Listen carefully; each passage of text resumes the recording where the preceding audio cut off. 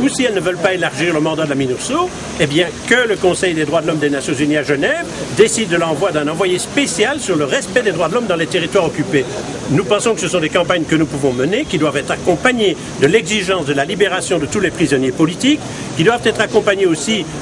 du libre accès dans les territoires occupés, parce qu'aujourd'hui c'est quand même important, et c'est scandaleux de voir que le Maroc s'oppose à ce que des délégations de parlementaires européens, de parlementaires des parlements nationaux d'Europe puissent se rendre dans les territoires librement, parce que s'ils y vont contrôlés par le Maroc, alors ils peuvent aller voir ce que le Maroc veut bien montrer, mais ils n'ont pas l'occasion réellement de rencontrer les défenseurs des droits de l'homme sahraouis, les militants sahraouis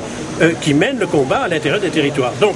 aujourd'hui, pour nous, il y a un élargissement de la solidarité, à cette solidarité avec la lutte dans les territoires, un élargissement de la solidarité aussi du fait que nous nous rendons compte que, eh bien, aux États-Unis, en Amérique latine, la cause sahraoui est de plus en plus entendue. Et vous savez comme moi que c'est quand même une majorité de l'Assemblée générale qui un jour décide de l'accueil d'une nation supplémentaire, d'un État supplémentaire au sein de l'Assemblée générale. Je pense que c'est important. Merci, Je vous en prie.